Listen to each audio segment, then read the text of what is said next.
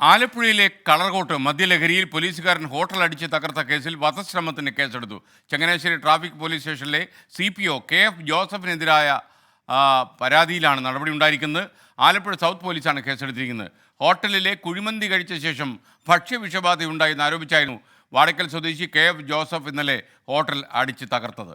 സംഭവത്തിൽ 6 ലക്ഷം രൂപയുടെ നഷ്ടമുണ്ടായതായി ഹോട്ടൽ ഉടമ പറയുന്നു.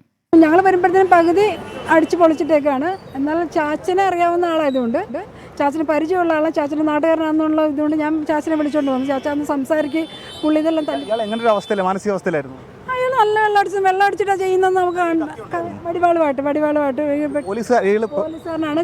ചങ്ങനാശ്ശേരി ട്രാഫിക്കിലെ പോലീസുകാരനാണ്. പേര് പ്രമോദ് എന്നാണ് പേര്.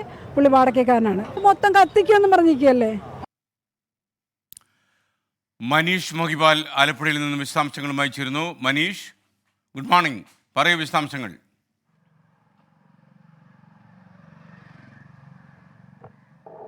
Good morning SK. ഈ പ്രമോദ് എന്ന് പറയുന്നത് അയാളുടെ നാട്ടിൽ അറിയപ്പെടുന്ന പേരാണ്. യഥാർത്ഥ പേര് KF ജോസഫ് എന്ന് തന്നെയാണ്. നിലവിൽ ഈ കേസുമായി ബന്ധപ്പെട്ട് ഇയാൾക്കെതിരെ നടപടി എടുക്കേണ്ടത് കോട്ടയം SP ആണ്. ചങ്ങനാശ്ശേരി ട്രാഫിക് സ്റ്റേഷനിൽ കീഴിലെ CPO ആണ് ഈ ജോസഫ്. അതുകൊണ്ട് തന്നെ Kottayam SP Alappuzha special branch DYSPയോട് ഇയാളെ സംബന്ധിച്ചുള്ള റിപ്പോർട്ട്, വിശദാംശങ്ങൾ ചോദിച്ചിട്ടുണ്ട്. ഇയാളുടെ മുൻകാല ചെയ്തികൾ, ഇയാൾ സർവീസിൽ വരുന്നതിന് മുൻപുള്ള ഇയാളുടെ ബാക്ക്ഗ്രൗണ്ടുകൾ, ഇയാൾ സർവീസിലെത്തിയ ശേഷമുള്ള മറ്റു കാര്യങ്ങൾ അടക്കമുള്ള കാര്യങ്ങൾ, ഇയാളുടെ പ്രദേശത്തടക്കം അന്വേഷിച്ചുകൊണ്ടുള്ള വിശദമായ റിപ്പോർട്ട് തയ്യാറാക്കാൻ, ഇന്ന് തന്നെ ഹാജരാക്കാൻ സ്പെഷ്യൽ ബ്രാഞ്ച് DYSPയോട് കോട്ടയം SP ആവശ്യപ്പെട്ടിട്ടുണ്ട്. ഒപ്പം തന്നെ ആലപ്പുഴ ജില്ലാ പോലീസ് മേധാവി ചൈത്ര തെരേസ ജോണിനോടും ഈ മൊത്തം വിഷയം സംബന്ധിച്ച്, അതായത് ഈ ഹോട്ടലിൽ ഉണ്ടായ ആക്രമണം, എങ്ങനെയാണ് ആക്രമണം ഉണ്ടായത്, ഈ ഹോട്ടലിൻ്റെ ഭാഗത്തുണ്ടായ പ്രശ്നം എന്താണ്, ഒപ്പം തന്നെ ഇവർ തമ്മിലുണ്ടായ വിഷയം എന്താണ് അടക്കമുള്ള കാര്യങ്ങൾ ഇന്ന് സംബന്ധിച്ച റിപ്പോർട്ട് കൂടി നൽകാൻ കോട്ടയം SP ആലപ്പുഴ SPയോട് ആവശ്യപ്പെട്ടിട്ടുണ്ട്. സ്വാഭാവികമായി തന്നെ ഇന്ന് ഈ കേസിൽ ഇയാൾക്കെതിരെ വധശ്രമ കേസാണ് ആലപ്പുഴ സൗത്ത് പോലീസ് ചുമത്തിയിട്ടുള്ളത്. വധശ്രമ കേസായതുകൊണ്ട് തന്നെ ഇന്ന് കോടതിയിൽ ഹാജരാക്കുമ്പോൾ സ്വാഭാവികമായി തന്നെ ഇയാൾക്ക് ജാമ്യം ലഭിക്കുകയില്ല. കാരണം ഗുരുതരമായ വകുപ്പുകളുണ്ട്. ഹോട്ടൽ കയറി ആക്രമിച്ചു, മറ്റുള്ളവരെ വധിക്കാൻ ശ്രമിച്ചു, അങ്ങനെ ഗുരുതരമായ വകുപ്പുകളുള്ളത് തന്നെ ജാമ്യം ലഭിക്കാൻ സാധ്യതയില്ല.